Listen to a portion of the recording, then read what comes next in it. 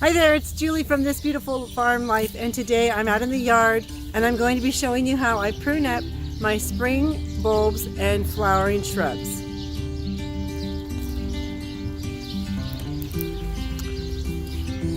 So it's late May and all the bulbs are pretty much done blooming. The flowering shrubs like the flowering almonds and the lilacs have faded, and there's some things that need to be done this time of the year to make sure that those are ready to go back into flowering mode for next spring. This is the time of year when we deadhead the bulbs, we divide them, we pull off the dry leaves, and the time of the year that we prune off the dry flower blooms on the shrubs that bloom early in the spring. So let's get started. So the first thing you want to do when you have spring bulbs that are finished is you want to come along and deadhead them. These are the seed pods, and if you don't cut the seed pods off, then the bulb will continue to send energy up into that seed pod and it will deplete the strength of the bulb itself. So I always come along within the week or two after the tulips and the daffodils are done, and I cut all the seed heads off. Now the rest of the leaves we're going to leave on because they're still green and they are still taking nutrients down into the bulb that the bulb needs to grow strong so it can multiply through the summer months and go into the winter. So we don't want to cut any of these off. Sometimes I come along because these are ugly and I pull the bottom leaves that are just kind of done off, and then you're going to leave this until it gets all the way dried down. When your tulips and your daffodils start to turn brown and dry like this, you can pull them out. You can see this has just come loose from the bulb because it's dry, and there's nothing, it just comes right out of the ground. That's when you know that your bulb no longer needs these leaves and they can come off and be thrown in the trash or the compost bin. They're no longer serving any purpose.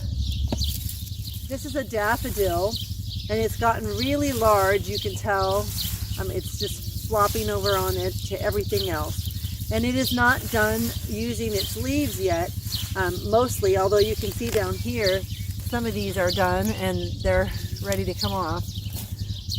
So sometimes I go around and just pull those off until the rest of it gets done. But in this case, this is a really, really big bunch that hasn't been divided in quite a few years.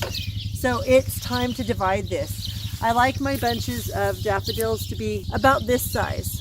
This is when they have the best blooms, they have the most energy, they're not overcrowded. This is way crowded and it really had hardly any blooms this year. So I'm going to dig this whole thing out and we're going to just put in about 6 to 8 bulbs back in the ground, and the rest of it can either be given to a friend or planted somewhere else. And so that's what I'm going to do right now.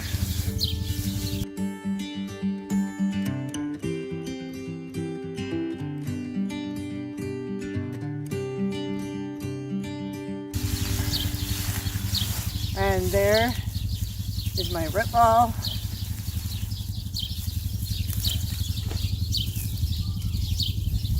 And you can see there's just oodles and oodles of daffodils in there that have grown and divided. So that's about 8 or 9. That's more than enough that I'm going to put back in this hole. I'm going to move all these out. And then when you want to plant them, you want to plant them back so that they get pretty deep in the ground where their white part was already buried, so that they can withstand the winter temperatures. Over time, daffodils will move higher in the soil, and tulips, so you want to be sure to get them back in there. I just set them in the bottom of the hole and bury them back in, and those are set to go for next year.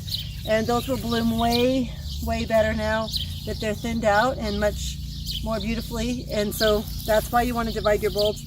Some people say you shouldn't divide them anytime except for in the fall, but I have done this successfully for many, many years, and now that that's replanted, they will actually put down new roots.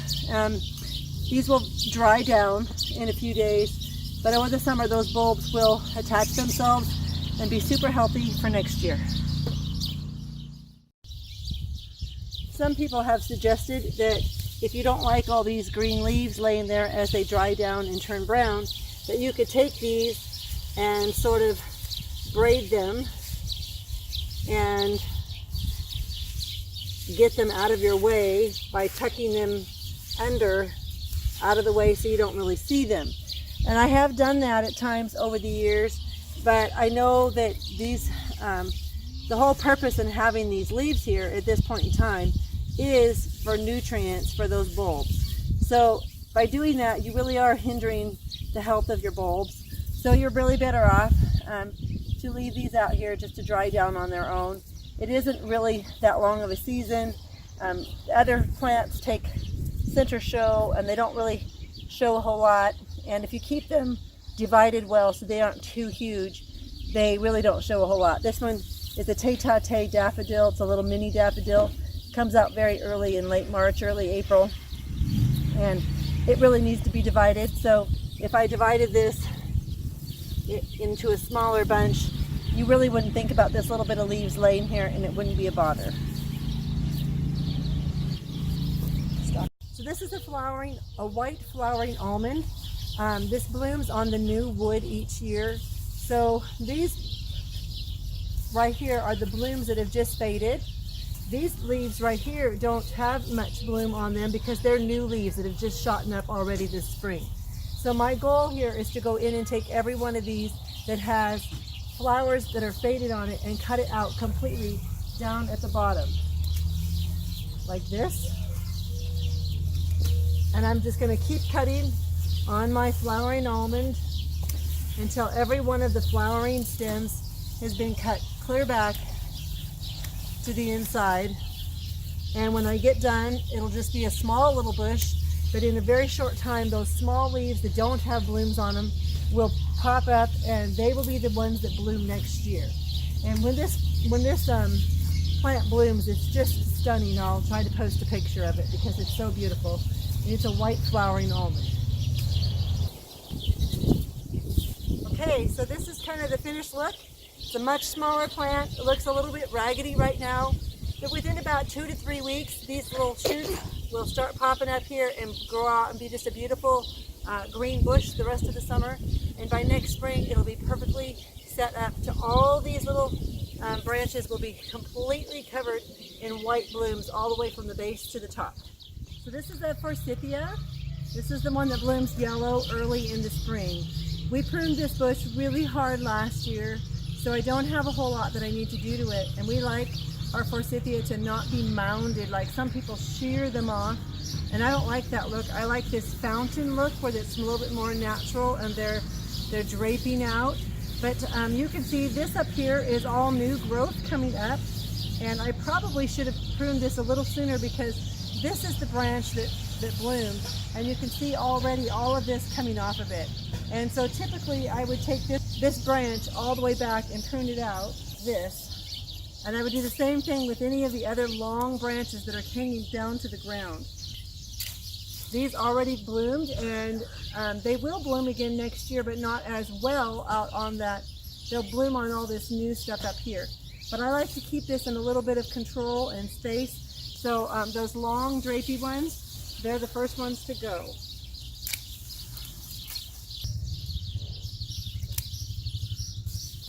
And I usually have to step back several times and look at it so that it's kind of getting that fountain shape, and that's all I do to it. And then I just leave it now, and next year all these long branches will have draped over, and then they'll be really beautiful fruits. And now it will continue to grow and get longer and relax, and that's all I do.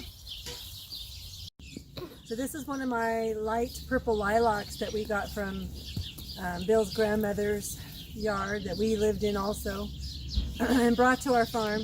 And lilacs are really beautiful in season, but once those flowers fade, they're just brown and pretty ugly.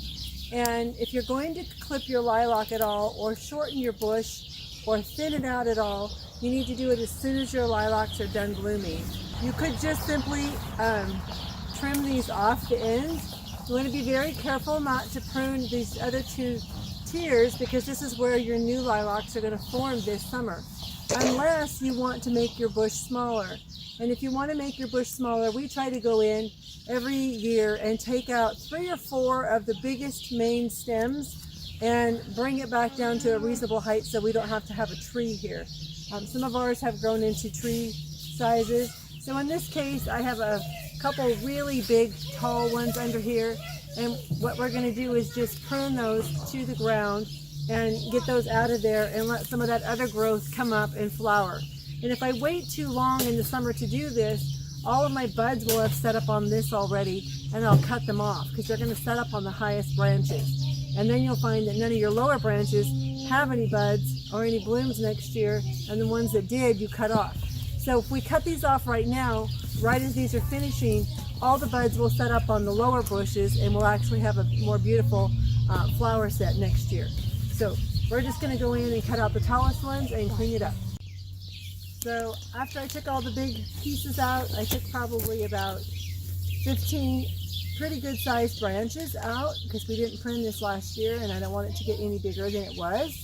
So these will all continue to grow up this summer, and all of these tips will form beautiful buds for next year. So we'll have a lot more flowers and they'll be down where we can appreciate them a little bit more than way at the top of the lilac. So if you're having trouble with your lilac only blooming at the top, you just need to cut out some of those higher branches right now when they're just finishing and let those buds form up on the lower branches. So that's how I do my spring bulb and flowering shrub pruning.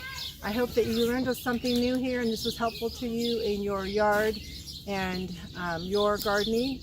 If you enjoyed this video, please hit that subscribe button so you can join me here every week in my yard, in my farmhouse, and not miss a single post. And if you haven't been through to my blog at thisbeautifulfarmlife.com, click on through to there, check out all the things I have there. I have a subscriber-only resource library with recipes and printables and tips for using my einkorn wheat and cooking chickens, all kinds of things there.